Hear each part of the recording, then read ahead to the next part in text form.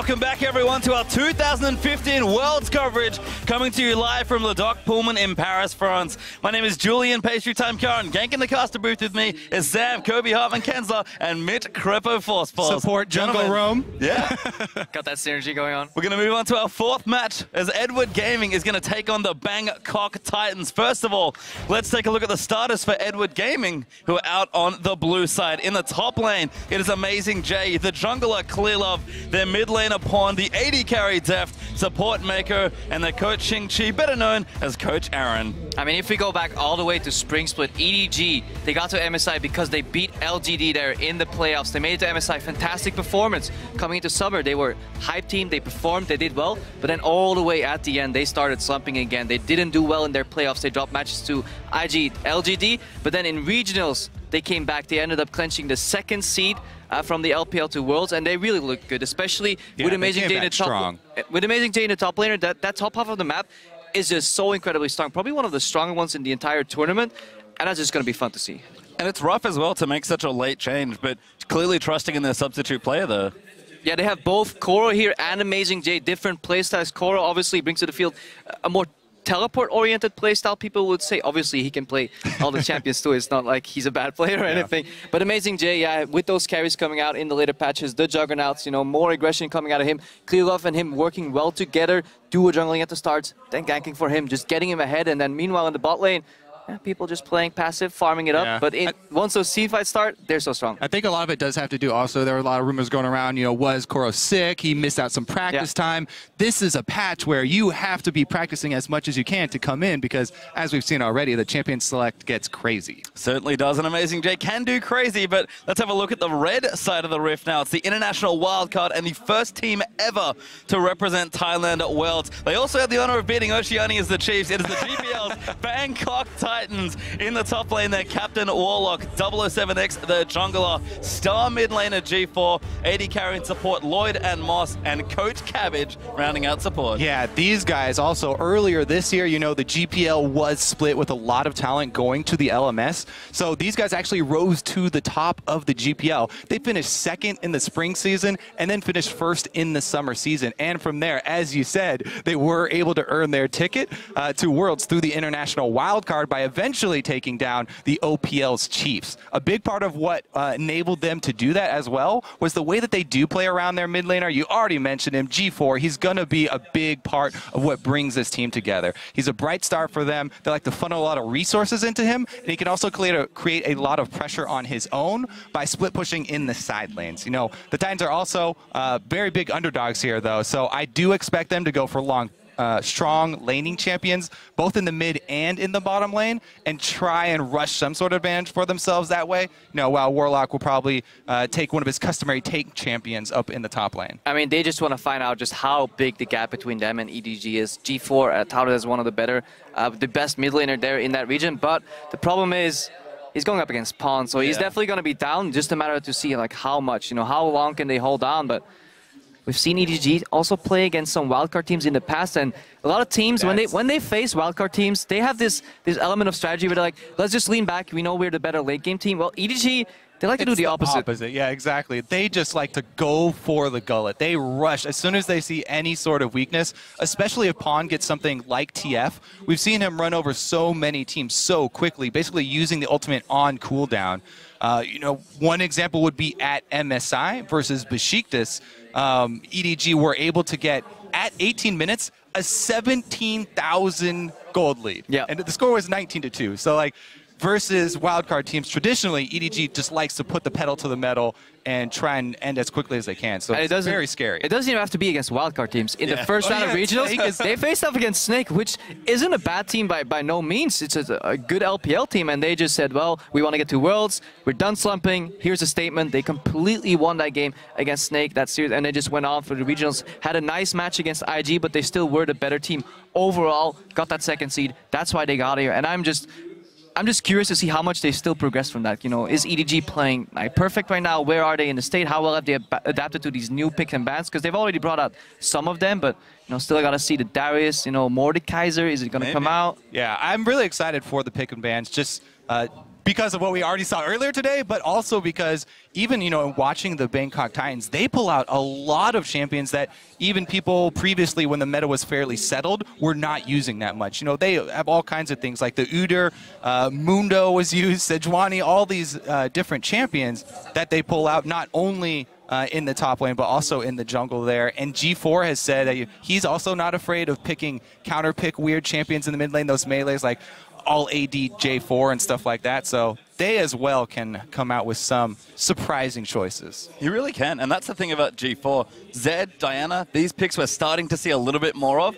G4 was doing that before they were back in the metagame. He just loves to play his comfort picks. Even pulled out Yasuo as a surprise pick to take out the Chiefs in the wildcard tournament. So G4's got a lot of tricks up his sleeve. Yeah, I mean, not quite as much success with the Varus, but no, unfortunately. I'm just so happy to see the mid lane shift away from just Azir and Victor. And even though that's what we said at the analyst, like the Star Show, guys, Azir and Victor, they're gone. What happens the first match? Azir versus Victor. But overall, we see a lot more champion diversity, playstyle diversity. You can go for assassins, you can go for control mages. You can build so many more team comps right now. It's not set in stone, especially if you enter into normal lanes and the whole game gets just a new dynamic. We haven't even seen Mordekaiser yet. It's just so exciting. And the first 2-3 days, I think, from Worlds, we're going to learn a lot of how these teams have been scrimming behind the scenes, in the dark. This is the first time in very long amount of time that these teams have way more information than the public. Usually we track, week to week, LCS, what have they been playing, what is going to come out. I've been prying into as many pros as I possibly can to try and get some insight, but they're being pretty tight-lipped. Yeah. But that makes sense. It's a very big tournament here, so we do have a quick delay, but shouldn't be too much longer before we're into the champion select for this game. And kind of like you both were alluding to, I think these two teams very malleable in how they can pick. Lots of flexible players, good, strong solo laners that can pick almost whatever they want. So as far as, 518, the World's metagame goes, we could certainly see fireworks. Yeah, and EDG, they may not want to reveal too much this game, because obviously their eyes are on SKT, who are the pairing in the group here, and that is definitely what everybody's waiting for. That match, that rematch from back in the day from MSI, if that's going to come out. SKT, they look good, but they dropped about a tiny bit, you could say, against HTK. Faker a few times. Meanwhile, on Bangkok Titans side, they don't have much to lose because they're such big underdogs. Whatever they are able to accomplish here would be something big. So they don't have to worry about playing really safe. They can go for a risky level 1. They can go all out on some sort of invade to try and earn an advantage that way, and then try and snowball for the early game. So I do expect the beginning of this game to be filled with blood. Yeah, this is what we usually see once these wildcard teams make it to Worlds. They just... they need to snowball, because later in the game, EDG has so much experience when it comes to closing out the games and just even coming back from a small deficit. So you really want to create a large deficit somehow. It's going to be rough, but every game has to be played in the end. It does, and I like your point about not playing not to lose, because that's honestly how the Bangkok Titans play anyway. Yeah. Very chaotic, very just all over the place, but they always bring it together, like you guys have mentioned, as a team when they need to collapse on that one big moment. I do enjoy watching these teams that that prefer the high-tempo style. Yeah. Especially when it's more exciting. Yeah, when we're going to get matchups like this. Now, I prefer the 50-minute laning phase, well, that nobody does anything except watch people farm. Oh, so you're ready for the Korean quarterfinals then, Crow? And on the other side as well, EDG, they're a team that likes to send a message. So you'd think, you're a favorite team in the group. EDG, one of the strongest, if not the strongest team in this group. Everyone waiting for that big matchup, but even against the smaller teams, if you want to put it that way, EDG are a team that when they want to win and they really want to smash you, because they have to send a message to not just you, but everyone else in the tournament. Yeah, I especially like EDG's cross-map play as well. I mentioned the TF already, but something else that they do is they'll try and save their teleports rather than having teleport to start the team fight or something like that. They'll try and say, oh, we're going to win this team fight, and then my top laner is going to go back to base and teleport in, and we're going to take an objective after it as well. Certainly are, but we are into Champ Select now, or getting into Champ Select for a game here between the Chinese side EDG and the Bangkok Titans. Yasuo is the first ban out from EDG as the Bangkok Titans respond with Twisted Fate. So right off the bat, targeting G4 there a little bit, as well as the Elise. We've seen very popular early game jungle. So EDG trying to take not only that line of attacking G4, but also some of the early aggressive junglers away. Yeah, Bangkok Titans, they don't want to get global, so TF is off the board here. I'd say that's a good one. Away from Pound, I think that's a good strategy. They're one of the few teams here, I think it's the first team that actually bans Kalista on red side. That used to be the staple 100% pick ban, always ban on red side, especially in the LPL where EDG hails from. But recently has been nerfed a little. Just a lot more stronger champions have come up, risen to the top. So Kalista traditionally not banned on red side. Bangkok Titans still a fan of it. Yeah, that's interesting too, because I do expect Lloyd to go with an AD carry that is very strong in the laning phase and try and play aggressively. But how do you play aggressively on Deft and Mako? They're probably the masters of just... You never know until you try, Crepo. Yeah, that's true. Well, you're the support player, huh? Well, we do have a Mordekaiser ban there as the last one from Bangkok Titans. Lulu on the side of EDG, fairly standard there. And Amazing Jay, he's going to go through a bunch of champions. He will settle on Gangplank. I do like the Garen hover over as well. O2, even before the rework. Yep. But yeah, Amazing Jay looks like he's going to pick up the flex pick for his team. It could go to him. He could keep it. They obviously have already shown that Pond will play it in the mid lane as well. Yeah, definitely being able to flex that Gangplank is important because there are counter picks available, like the Riven. Even Fiora does well because you can repost a lot of the damage that he puts out with the barrels and prevent, you know, the big chunky that he can do in lane. Having the ability to flex that just gives you so many options. Yeah. Titan style, Braum has to be picked up in early rotation if you do value the patch you're playing on. It's just such a strong support here, so I wouldn't be too surprised to the Titans pick that one up, but plenty of options here with about 15 seconds left for the Thai side. Running out of time though, and you know, like you mentioned, EDG already have a strong first pick, and they are going to go Rek'Sai Braum as their next two. Yeah, 007, good versatile jungler here. He also has been able to use Rek'Sai very effectively for early game pressure, not only going for ganks, but as well setting up some good counter ganks. So definitely paying attention to his minion waves for his early laners.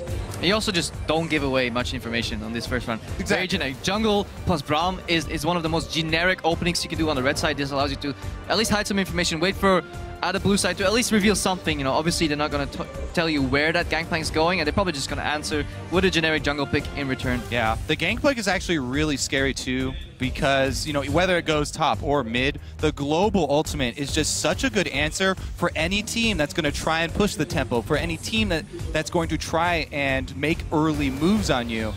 As soon as he hits that level 6, you have to be very careful with fully committing to a fight. And we've seen Pawn do some pretty silly things with Gangplank barrels, but it is Skarner, champion clearly played a lot in the regional playoffs, and Thresh, a very standard pick there for Mako. Yeah, huge playmaking champion there for Mako picked up, and Clearlove's already shown once again he's taken up the Skarner. So since then, he's got a couple balance changes, but let's see how it works out this time. Definitely does have that single target to lock down. It's always a good champion when you know you're playing against a team that has a really big star player where they focus a lot of resources into one person. Good counter. Even if he does get ahead, he's still forced to buy that QSS, you know, slowing his build down, not allowing him to carry. Mako here locking in the Thresh. He's mostly known, if you don't really know Mako, for Braum, for Annie, obviously also for Thresh. He can pretty much play anything at a consistently high level, very consistent support. The same way, Deft is just a very consistent laner. That's what they want to do. They rarely go for the flashy, you know, all-in type of plays that you can maybe expect out of Imp, you know, going for the crazy kill.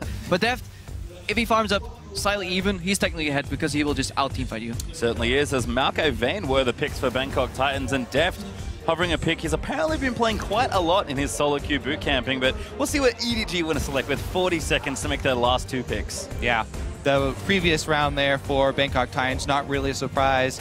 Warlock pretty much always likes to be on that comfortable tank champion for the top lane. He is also the captain for the team, so he does get to make, you know, the teleport calls to try and engage there and alert the rest of the team. Lloyd going to go with that Vayne to pair with Braum. We were talking about this earlier, actually. The Braum Vayne lane does vary quite a bit. Yeah, it swings both directions. So if you get ahead with Braum Vayne, you can win really hard, but that requires you to land your Q, because then you're still playing a melee support with a very short-ranged AD carry with no innate like AoE wave clear, no boomerangs, no AoE rockets, so you can snowball both directions very easily.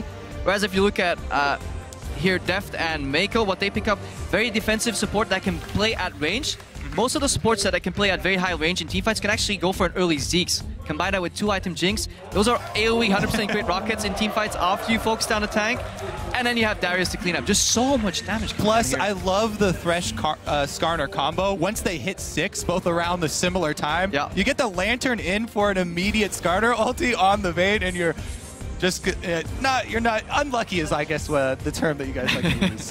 That's the EO term, unlucky. But if you look at the team comp here for EDG, first thing you see is so much physical damage, and usually that is a worrying trend. But overall here, those AoE crit rockets you can get from Zeke, Zeke's, that allows you to just do so much damage that armor doesn't really matter. You have armor penetration passively on that Gangplank barrels as well. Slightly nerfed right now, 40% just, but overall, there should still be plenty of damage on the side of EDG. Yeah, there is that. That definitely does clear up the build path for Warlock, though. Yeah, frozen hard, boys. He knows. Yeah, he knows exactly what he's going to do with this Maokai. And I mean, it's a very typical comp from both teams, honestly. Deft on a champion he was once undefeated on until the team started slumping just a bit in the LPL. And Zed, of course, the insta-lock coming out for G4 makes a lot of sense. I'm just a little worried here for the Bangkok Titans. Yeah. They can fall behind in damage relatively easy. Like, they can fall behind super quickly. They only have Vayne and Zed as carries in these fights. That's going to require some really good positioning when you're going ahead against the zone from Darius, the zone from a Gangplank, and you have to get to that Jinx somehow. Kill them all with only 2 threats. That's going to be incredibly hard. It is definitely going to be scary for them. But as you said, G4, this is basically his favorite champion. The iconic G4 champion is going to be on the Zed. Maybe they'll be able to get to the split pushing. And with the picks locked in, head over to Twitter and let us know how you think this game will go. Tweet at LOL Esports with the hashtag EDG win or hashtag BKT win, and we'll tally up the votes in just a bit. And it looks like we are going to be getting ourselves onto the Rift as Z2's teams take to the World Championship stage for the first time here in Paris. EDG over on the left, your blue side for this game, and the Bangkok Titans wildcard team over on the red side. All right, let's see how quickly they get out to start and capture these spires for Clear Love. Yeah, a little mini game added now that Skarner got into the game. You can start on the ones in the river and collect them immediately and still get back to a normal jungle start. They're not proccable until like 1 minute, 1:15, right? Yeah. Takes a while. You can easily finish the channel, though, and get back in time. We'll see if Bangkok Titans try and contest them. the minion objectives first. Oh, Deft. Trying a bit of flair there with that new summoner icon. Always looking good. I think it's likely we'll see a lane swap come out of Bangkok Titans, so having to play Vayne, Braum into Jinx Thresh, you just get outranged by both. You're playing one range, one melee into double range. Not only that, it's so incredibly hard to get to Deft, because even if you proc the Winter's Bite, one flay is enough to peel you off. You're never going to proc that stun, and then he outranges on level 1 already, Deft, and as the game goes on, those rockets are just going to be such an easy trade into the Vayne every time. Well, trying to get taken there as EDG just moving out, but like you mentioned, there is that lane swap happening. Deft staying out of range of that Trinket Ward by the looks of things here. A minute 45 in. It's just going to be straight to those 2v1 lanes. Yeah, and if you look at the top lane, how diversified the meta is already. This is the 7th different top laner that we've seen today. Darius has only been the only one repeating champion, so overall, yeah, the meta is shifting, and if people are still finding their stride, maybe towards the later stage of the tournament, we'll see some repeat on some champions, but from solo queue experience, Darius, he hurts. Certainly does. Very true. He also heals. All right, so Mako and Deft going to actually take the blue buff themselves here. Started out, so a double blue buff start. Bangkok Titans, it looks like they are 100% going to get 3 buffed here. Yeah, they lane stopped, but what they did is they only secured 1 quadrant of their jungle. I know you love talking about those quadrants, Kobe. Aggressive invade, just to spot if they're jungling on the right side of the map. EDG starts double jungle on the left side of the map. They're going to get such a big experience lead. And Bangkok Titans, yeah, this is what we see. 4-man gank in the middle lane. Oh, no, he missed! He flashes! Warlock! Can't lock it down! Oh, the flash twisted advance. He gets a minion instead there. 25 gold?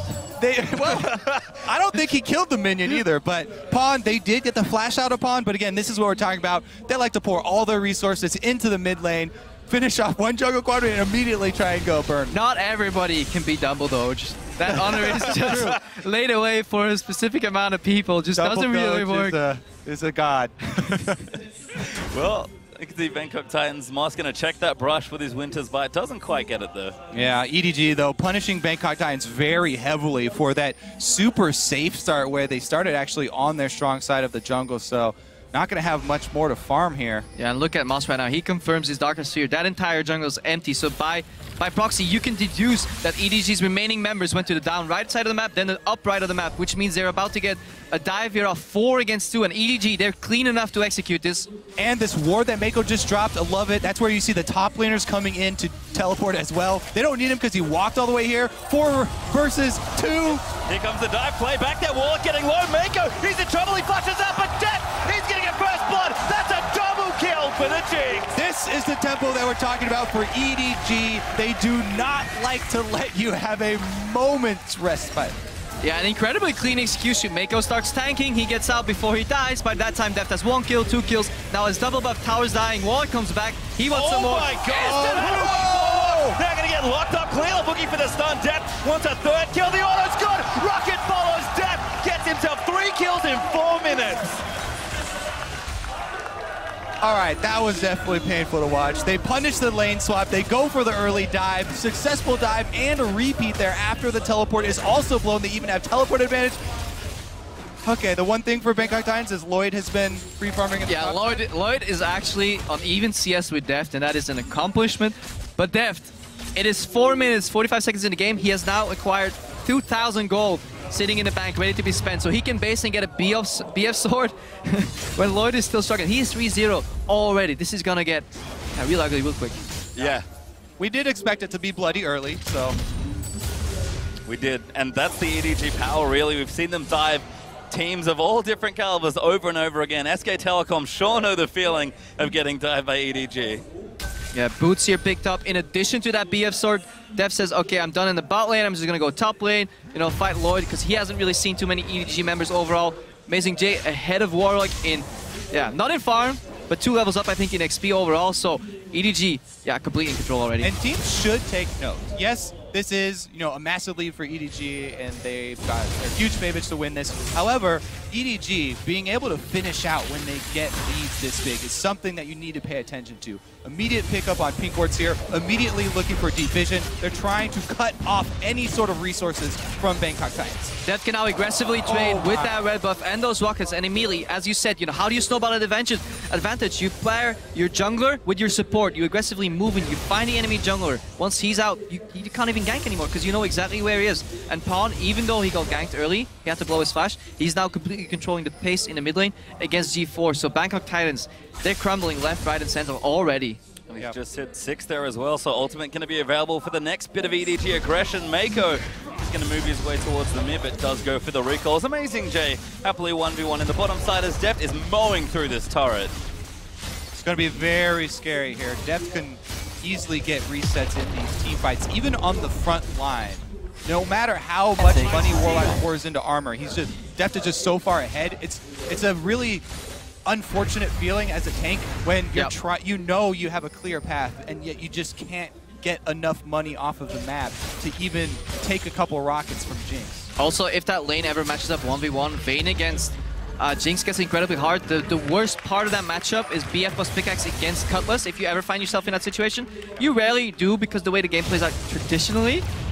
But after a 3-0 Jinx start, there's no trading you can do. Jinx completely outrages you. Mako comes in, Lantern. Again, ulti up from Pawn as well. G4, good dodge there, but the exhaust is out from Pawn. Clear up, follows in, looks for the stun. Ulti up from G4 is going to try and save his life, but a Chomper's going to give Death his kill number 4. And look how quickly they go to the mid turret here. This one will be knocked down pretty much effortlessly. Nobody from Bangkok Titans can come up to rotate and try and defend with Rek'Sai here, so she'll probably be on her own, and that's going to be another outer turret for EDG fairly shortly here. Actually, they're not even trying to pressure it unless they leave Deft there. Clear left with eyes for bottom lane.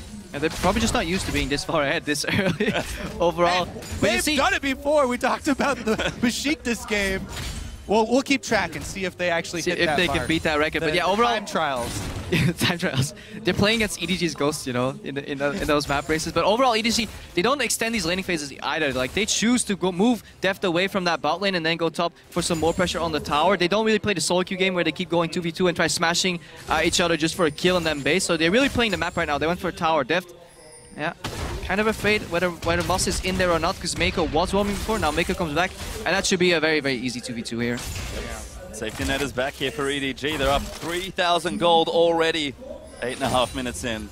Now, hard mode is to look at this and try and find the way for Bangkok Titans to try and get back in this. And they do have at least the Brutalizer completed here for G4. He is stuck in mid lane right now. They also, it's going to be very hard for them because they don't have a lot of vision to work with. That was well executed. But, yeah. Moss getting poked out here. He actually needs to save that shield somehow. That is going to go in. Looks like Slow is going to miss. No ulti out there from Def. They'll give it up this time, but pressure really on in the bottom lane. The only way he's going to win that trade is if he can save the first hit on his shield for the Jinx ultimate to negate that damage, because otherwise they're never going to win 2v2. But yeah, he gets zoned out immediately. Yeah. G4 putting some pressure on Pawn here, but eats an orange. Yeah, I was going to start talking about G4 roams, but again, Pawn is on Gangplank. He has the ultimate ready, so he can even answer that roam. And just sending the ultimate is actually enough to turn the tide since EDG are so far ahead. So, and since their bot lane, top lane jungle combination from the Bangkok Titans, here 007X and Warlock are just so low damage, if they fall behind, it actually gets quite scary to gank Darius. He can take you out 2v1, especially with the reset mechanic on that ulti. So, ulti coming in. Yep, going back. G4 looking to try and get out of it. Clear of ulti, though. Mako follows in with a hook. The damage is down. Ulti's used, but Pawn's going to get the kill. This may very well be the first perfect game here at Worlds. Fnatic, they were close. They were 1 kill away in their first game today.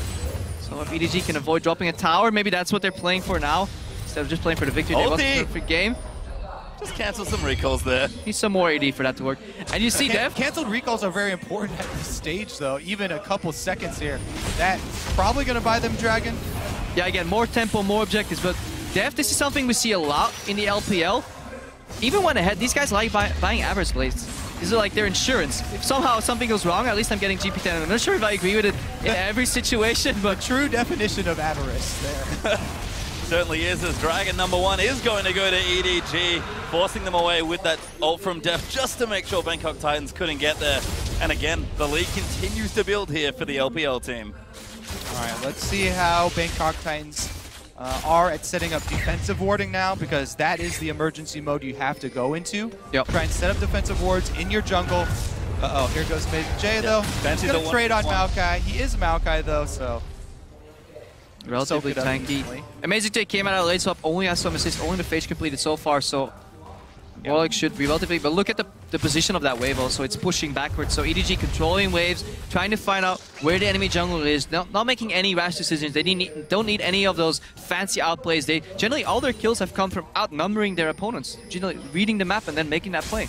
Exactly. When you're this far ahead, all you really need to do is continue to pressure all 3 lanes because you're stronger in all 3 of them, and ward up the jungle so that Bangkok Titans can't move from lane to lane and can't farm anywhere. Basically, you want to cut off any way for your enemy to farm. Yeah, you just starve them out, especially if they do manage to sneak past you and get a numbers advantage somewhere on the map. You can simply cross-map them. Take a tower somewhere else, take some jungle camp somewhere else, and it's incredibly hard to get out of that stranglehold. Once it's in that position, once it's being executed, it's almost too late to come back. This is why we saw, early Season 3, Split Push was so popular because teams couldn't deal with it. Just like Lloyd may not be able to deal with this. This going in. Lloyd actually has to pop his ulti. Moss and 007X will get in. Mako, maybe the target is clear. Does get stunned by the Braum passive Def. He's in there, he's going to pop the ulti in melee range. Pawn, first kill onto Lloyd, but G4's going to come out. 007X he'll die as Def. He's going to flash his way out, but can they get the kill? G4 will land the shutdown, but the dunks going to give Darius the double. They killed Def. They deny the perfect game. But G4's trapped under... Oh, flash! Gets himself to safety, but EDG are not done. They'll plow straight through mid lane. Yeah, G4 gets that kill, prevents himself from becoming G04, gets at least 1 kill. Perfect game denied. But 8,000 lead on the board already. To match that gold lead that they had in earlier Wildcard Teams matches, they need to get roughly 9,000 gold in the next 5-6 minutes, so it's going to be hard to break that record. The time trial is on, is what Crippo is saying, as EDG will back off. Going to spend some more of that money. You can see their items are massive already. Def close to the Infinity Edge. Side turns completed for both support and jungle, as we have a replay. All right, so Mako drops the ward, has sight, lands the hook and play combo. And here comes the entire party. What a good Gangplank ultimate as well, cutting off the retreat there.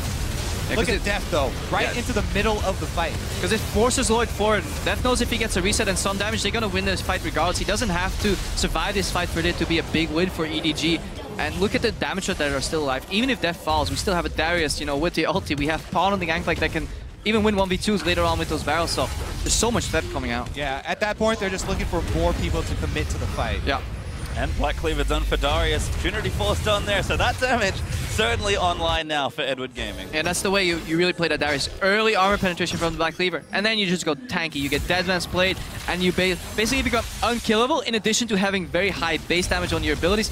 and armor shred on top of that, and it becomes such a hard task to deal with. You just have to kite him. That's all you can do. All you can try. And the armor shred is even just like icing on the cake for Darius. Like Black Cleaver is the one-stop shop to best item that you can rush for him.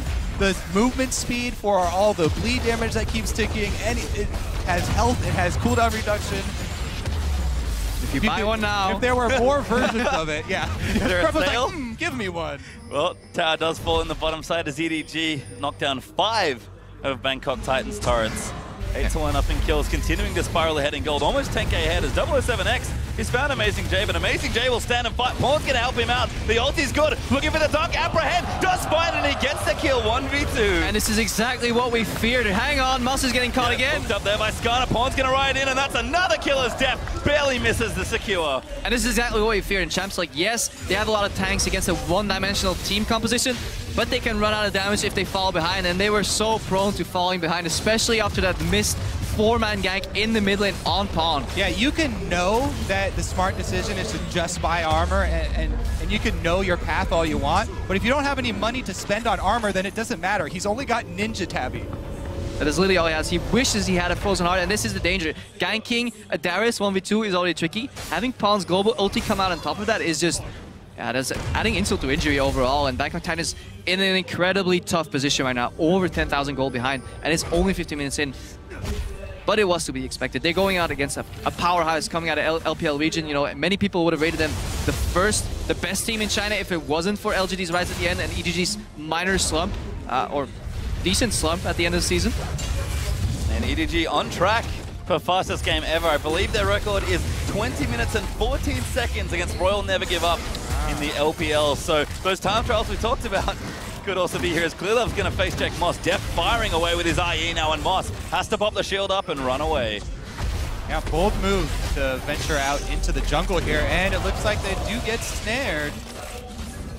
No follow though, just going to do some extra poke damage there with the rockets. Dragon up in 15 seconds. Deft has a red elixir. EDG very ready to fight for this dragon. And that average blade on Deft already paid out 230 gold. Just getting those small increments. He really needed it, Crep. Yeah, I really need it. I think that is what separates the good from the best AD characters. I actually dislike it. I think when you're this far ahead, second item Phantom Dance is still better. But who am I to disagree with them? Well, EDG are going to start up this dragon, and it looks like Bangkok Titans are just going to try and collect some farm. Difficult to challenge here, maybe even impossible, as they will pick it up, and this game is only getting further and further out of reach. All right, let's see how EDG try and close the loose here. Again, they've just constantly been keeping up the deep vision. Now they're going to try and keep... Nice little Pod combo. does get caught, though. Yeah, G4 coming in. The exhaust is down. He's going to ride the Lantern out to safety. Ulti will proc, but it's not enough damage. And that GP ult almost kills Moss. Deft gonna snipe him off with the rocket. Lloyd pumps a heal to run, but Clearlove, he wants blood. And he's going to now look for 007X. Clearlove will ult anyone that he can take. He doesn't care if it's the front line. If he grabs you... Oh, Mako! Moves them back into the box as Clearlove collects it. And this would be the perfect time to test out those new emotes. Overall, especially when Pawn escaped there on the Lantern riding away. I really do love the team spamming emotes. I'm actually waiting for one of the really trolly players to take the emote of the opposing team. That's the next level emote strategy. You can even use them when you're dead, I believe. So that's, even from the grave, you can contribute to a pleasant viewing experience. Well, that's great for you, Crepo. That's how I found out. You know, I do die a lot. 18 minutes, first inhibitor goes down. EDG, yeah, 13,000 gold now. I hate to break it to you, but I have been informed that the refs are not allowing them to take the other team's emote. So we'll keep it clean. You can only use your pride in your own team. Well, they've shown a lot here, have EDG. As the minute hit does go down, Bangkok Titans going to struggle to keep Edward Gaming out of their base at this point. Just so many items. Giant's Belt for Amazing J. More tanky items out for Clearlove. A Brutalizer for Pawn. The static shift completed for Deft. And it's just a couple Blade of the Ruined Kings on the other side. Yeah, and we touched about how one-dimensional the damage coming out of EDG was, but if you look over, Vayne and Zed, the only two carries, the only two threats on Bangkok Titans are also just, you know, either 80 damage and a hit of 2 damage. That is if Vayne actually gets 3 attacks off, which is getting increasingly more difficult as these fights progress. So right now, even those bruisers stacking armor, they become so difficult to kill. Yeah, and you already touched on the armor shred from Darius. Gangplank has his own built-in armor shred as well, so Jinx doesn't care because she has like a full item up on anybody else in the game. The play, he'll land the hook though. Clearlove gonna follow in. Wow, Pawn's ulti sets it up as Def snipes it with a zap. High accuracy this game from Mako on the death sentences so far. Even the flash ones. Yeah, and if you, Mako, fantastic Thresh overall, really in his element right here. But if you look at EDG, the amount of assists that most of these members have, that indicates that they've been playing a very team-oriented game where initially they just want to outnumber people. They haven't been beating anybody 2v2, 1v1 straight up because they don't have to. Crowd is a big Mako fan here, chanting his name, always fun to be. Well deserved. A high kill participation on most members here. Finally, Clearlove finds G4. Trouble now as Def just kills him before the ulti can even pop. EDG now going to funnel into that base, look for more kills, but they'll be more than happy to take another inhibitor. All right, inhibitor number 2 down. They're going to go for Nexus turrets next. And Def is just looking to end the game. We talked about it, 20 minutes 14, I believe, so they might be on the clock here to try and race it. Don't know if they can do it, but the Bangkok Titans are going to try and keep it in. The ulti's out. Good block there from Moss. And you can see the pings on Baron. EDG, they do love themselves an early Baron. Yeah, look at those pink wards. 5 pink wards, 1 in each corner. It's like a pentagram. Yeah, complete vision control. And yes, okay, EDG is super far ahead, so, you know, so those pink wards aren't as impressive, but if you're gonna follow EDG throughout the entire tournament, hang on, surrender. Yeah, and that's the surrender for Bangkok Titans. The Baron could not be completed as EDG in style take their first game here in Paris. Yep, well deserved. Mako with some big plays from the very beginning of the game, actually, outplaying a lot of the lane swap and continuing into the jungle, keeping up the pressure that we were looking for. Yeah, I just love the level 1 strategy here. It almost had no downfall, even if they found, you know, if Mako and Def found the opposing top lane jungle duo jungling, then it could still be an even game from then onwards. But if it works out the way they did, Bangkok Titans, they wanted the lane swap so badly that they forgot to think about jungle quadrants at all. They just started on one side of the map. They got completely 3-buffed, 3-quadrant jungled almost. So that was so hard to come back from. And the Bangkok Titans, they knew what they were up against. That's why they kind of went for this super risky, everybody go mid, we're going to try and flash Twisted Advance to make something happen. And it hit him in it. Stumbled. Yeah. Well, the 4-man gank in mid lane's a very common occurrence in the LPL, so Pawn more than prepared as he dodges that, and EDG vault ahead to a very quick win here in Paris. You can see the crowd applauding, cheering for the team as they'll take one of their first bells here at the tournament. And just a smart, calculated approach to the game. Outnumber your opponents, clean dives. That dive, that was textbook. Mako taking the aggro, everybody getting a kill, nobody dying in the process. The first death was only deft after Lloyd was zoned into the fight, and at that point, if he dies, if he gets 2 kills, that fight is 100% guaranteed to EDG. The game is guaranteed. It doesn't matter that you give up your life there. So overall, just clean textbook play, very high kill participation across the board, so working as a team. And if there's one way to describe EDG, I think it has to be efficient. Very clean dives, very strong strategy, just always know where to go and what to do. And to touch on that pink ward point that we were talking about earlier, how the vision spread out, they're actually masters of using Fog of War to their advantage to bait.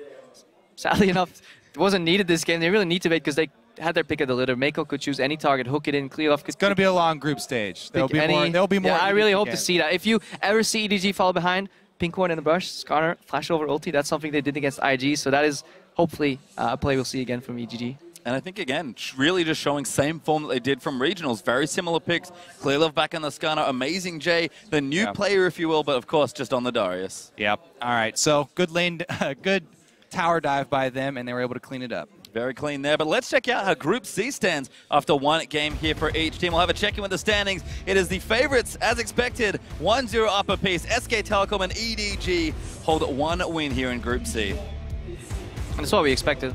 I mean, everybody coming into the day expected HTK to lose to SKT, and obviously the Bangkok Titans to drop a game here against EDG. Interesting game. HTK against SKT, though, overall, a little slightly closer than people expected, but still a very large disparity overall between the two teams. Yeah, there have been some exciting games so far, especially the champion select. We're going to continue to monitor the day 1 champion select. Like, how many new top laners can they find? They've only had 1 replica. Only Darius has been picked twice. For the rest of the games, every game a single new top laner. So eventually, they got to run out. And he's already found himself on the ban list as well. Yeah. So Darius is definitely extremely high priority. I don't know how much Amazing J you guys have watched, but I can promise you there's probably a couple more top laners if you guys want to get excited. I'm actually still waiting for the Olaf, to make his true, rotations actually. because he's definitely something that Amazing J has played before as well, and something that people kind of forget about when there's so many new toys on the block for the top lane. They're like, oh, all these juggernauts. Olaf was like the original juggernaut of the top lane. He still has good matchups. Yeah, he played it in the matchup against IG actually to get that final victory or one of the final victories to get here as a second seed to Worlds. So he definitely can play that champions. Overall for the tournament, I think we've seen almost all top laners against the Olaf. We've even seen Gnar, which I don't think is that high on the priority list anymore. But I just want to see more Fiora. We saw it once only, and I think the champion is incredibly strong, especially when you have really, really good repulse mechanics. You can dodge so much damage. You can dodge a lot here, but we do have Shock standing by with EDG's jungler Clearlove to get an insider's perspective on that game. Yes, thank you very much, guys. Indeed joined here by EDG's Clearlove after that victory, and Wenson helping here out with the translation. Congratulations first up in your very first game here at Worlds. Thank you. Thank you. Anyway, it was an underdog match for the Bangkok Titans going in, yet you guys were very convincing. Something I would like to talk about is the Skarner pick. We saw it earlier in the day from the side of IG. Didn't work out. How have you played him and how do you make him work? 你们这次有一个就是非常完美的胜利，然后他注意到了你的 Skarner 用得非常好，想问一下你对 Skarner 这英雄有什么心得？这英雄的话，就是前6级就很法力，如果到6级后2打2、3打3打团都很厉害，所以说这是我选择他的原因。Okay, Skarner is relatively weak pre level 6, but ever after level 6, no matter in 2v2, in 3v3s, Skarner extremely strong, and that's why he picked it. Okay, it worked out really well also in synergy with that Darius top lane, and that was on Amazing J. How has it been for the team adjusting to playing with Amazing J, and more precisely, your synergy with him? How has that been going? 你们这次觉得用了 Amazing J instead of Coral， 就是替代了 Coral， 你们觉得你和 Amazing J 的配合有没有什么特别的地方？然后你觉得 Amazing J 打得怎么样？就我们 GJ 的话，它更适应这个版本，所以说，他这把的话打得挺好的。They think they have the new patch, and Amazing J might be better in this patch, and he played really well this game. So he's happy for that. A fantastic Darius, that is true. Last time I talked to you, Clearlove, was after the mid-season invitational where you guys won over SKT. Then you told me we are going to learn from this and become even better. Do you think you have come good enough to take this World Championship home? 就是他看了你们在 MSI 的表现，然后你们表现得非常好，然后你们战胜了 EDG。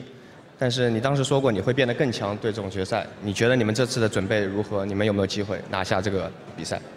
就是我们队伍的状态最近还挺好的，然后的话就是，经过这么长的时间嘛，然后个人能力都有提升，然后更重要的是我们的心态变好了很多，我觉得这个是让我们变得更强大。I think their team is in a really good shape right now, and their individual skill has been improving since MSI, and they have really, good confidence going into the tournament and win the World Championship. Finally, one big step towards that will be your game Saturday versus SKT. After what happened at MSI, is that not a worry for you? 就是 SKT， 你觉得这次 MSI 战胜他们以后，你们这次还担忧他们吗？SKT 是很强大的对手。但我觉得最后还是会赢他们。You think SKT is really strong opponents, but in the end, they think they can take off SKT and win the World Championship. All right, fantastic. Well, we'll see you on Saturday for that matchup. Thank you so much and congratulations. 谢谢你的 interview. As for us, we have to take a small break, but when we come back, it's going to be North America's #1 seed Counter Logic Gaming going up against the Flash Wolves. The Flash Wolves, rather. We'll be right back.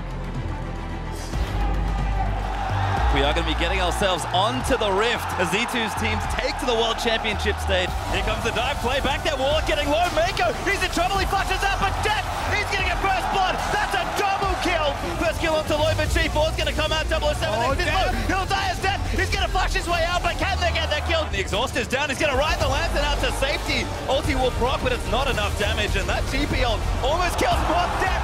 EDG in style take their first game here in Paris.